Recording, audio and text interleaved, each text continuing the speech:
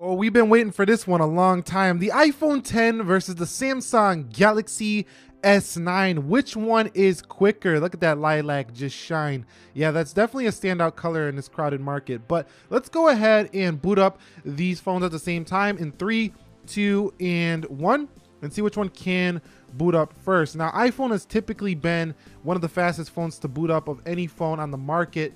But the S9 is no slouch when it comes to this regard. The Pixel 2 is the fastest Android phone I've seen to boot, but let's see if the S9 can keep up with Apple's A11 Bionic and 3 gigs of RAM. I'm not sure if it will win here, but no, the iPhone 10 wins slightly, but only by a hair. So, you know, you could call this basically a draw, but we're gonna have to give it to the iPhone 10 by a hair. Okay, so let's quickly just power them on off the lock screen. I just wanna see which one does respond a little bit faster. So it looks like the 10 there. One more time, 3, 2, 1. You could see about the same, so I don't see big difference. The reason I do this test is because back in the day, there was a delay all the time on Android devices, so I like to give it a little check here. So it looks like they're about the same on the lock screen, maybe slightly faster to respond on the 10, but this is no big deal. Looks about equal here. Okay, so let's begin this facial recognition test between the iPhone 10 and the S9 with the iPhone 10, starting with Face ID. Here we go. And you can see it responds no problem there for the iPhone 10. One more time. And no problem, but there is a swipe up mechanism which does slow down the speed of it opening. Let's try the S9 now. Okay, so we have the Samsung Galaxy S9 now. Now, if you do get this correctly, this should be faster than the iPhone 10 with intelligence scan. So here we go in 3, 2, 1. And you can see while it does take a little longer to respond, you don't have to do 2 swipes. So they kind of make up in that regard. So let's do this one more time. 3, 2, 1. So you can see if you do get it to work, it does, you know, recognize you faster and just goes right into the phone on like a 2-step method like you get on the iPhone 10. And there's a lot of ways to set up biometrics here for the S9 to where you can kind of customize it to your own liking. Okay, so for a very short confirmation, iOS 11.2.6, you can see Android Oreo on the S9. Okay guys, so here we are with the application speed test. You can see all apps are closed out for the S9. Both are connected to the same Wi-Fi network, $1,000 plus $720 here for the Galaxy S9. Let's begin with calendar. 3, 2, 1. And you can see calendar is first for the Galaxy S9. Coming home, you can see they're about the same to go home. What about weather? 3, 2, 1. And you can see weather responds first for the iPhone 10. I do think that Apple's weather is one of the best in the business. Let's go into calculator. And you can see that's first for the S9. Now that gesture does bring the iPhone home faster than ever before, but it's kind of just matching Android when it comes to coming home from an app. Let's go into settings. You can see that is definitely the S9 coming home. Let's go into Instagram. You can see S9 again in the lead, but the iPhone 10 looks like it had it fully loaded first. I'm gonna give that one to the 10. Let's go into Twitter. You can see Twitter is an easy win for the Galaxy S9. Let's go into WhatsApp, and WhatsApp's a win for the S9. Let's go into Snapchat. Snapchat again a win for the S9. Let's go into YouTube. And YouTube loads first there for the S9. Coming home, let's go into Amazon. See what happens here for Amazon. Boom on the S9, and there is the iPhone 10. Let's go into Chrome. And you can see Chrome opens first for the S9. The S9 is just rocking it here. Let's go into Lightroom.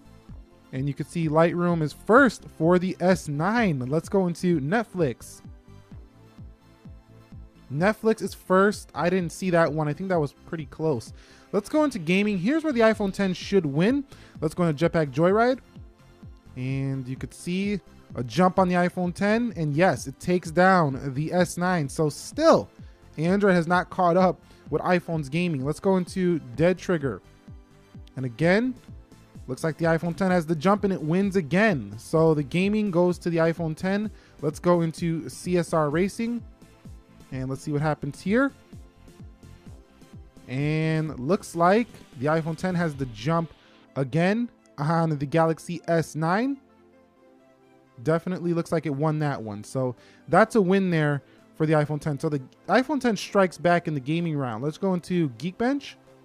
And you can see Geekbench is first for the iPhone 10 and Speed Test.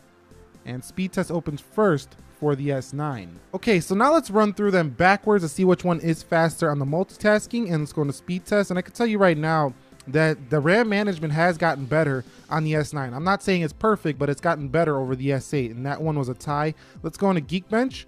You could see the S8. Let's go into CSR, and that's the iPhone 10. We do have a reload there for the S9. Let's go into Dead Trigger, and you can see about the same there. Let's go into Jetpack, and that looked a little bit better on the iPhone 10. And let's come home and let's go into Netflix, and that looked better on the S9. Let's go into Lightroom. That looked better on the S9. Let's go into Chrome. That looked about the same. Let's go into Amazon, and that looks about the same, maybe slightly to the 10. Let's go into YouTube. That one goes to the 10. Let's go into Snapchat, and Snapchat goes to the 10. Let's go into WhatsApp. That one's about the same. Let's go into Twitter. That's the iPhone 10. Let's go into Instagram. That's the iPhone 10. Let's go into Settings. That looked very similar. You call that one down below. Let's go into Calculator. That looked like the iPhone 10. Let's come home. Let's go into the Weather. And the Samsung Weather doesn't actually hold in memory. It always has to reload. So keep that in mind. So that one's not really fair. Let's go into Calendar.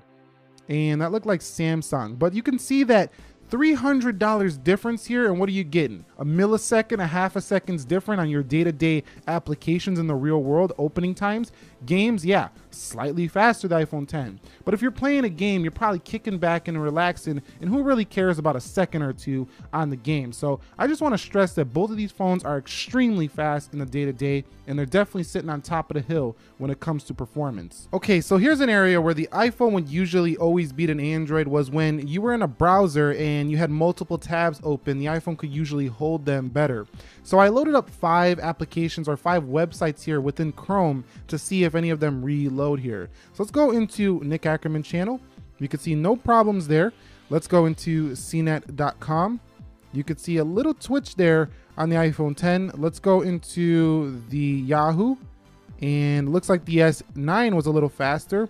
Let's go into YouTube, and slightly faster to the S9. Let's go to Amazon, and you can see about the same. So no problems there. Now let's go into YouTube and actually flip through some of these menus to see if we get any loading differences.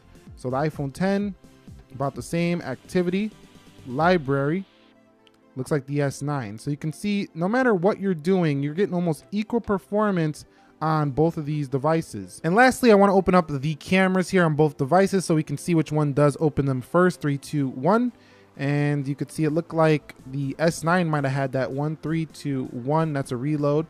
And about the same. So camera speed is going to be good. You're not going to miss a shot on either. Let's finally just run a Geekbench for all the people who want a synthetic benchmark and see which one comes out on top. CPU, run benchmark, and I'll be back when the scores are in. Okay, so the final scores are in. You can see it's a pretty easy win for the iPhone 10. Didn't we expect that? I mean, the A11's been crushing the benchmarks since day one, but that's a pretty high score for the S9 on that multi. That single core, you can argue, well, older iPhones and have been faster than that for a long time. But you've seen in this test that day to day, both of these devices are easily very comparable, and it's not really about the speed anymore that really matters in a purchasing decision. It's more about the intangibles, the camera, how does the battery life perform, the expandable storage, do I get a headphone jack, do I not get a headphone jack? Whatever those little things are for you, that's really how you're gonna make your choice. And I got a full comparison coming soon, as well as some camera and battery stuff. So stay tuned for that. I thank you for watching. Nick here, helping you to master your technology. Be sure to be well, and peace.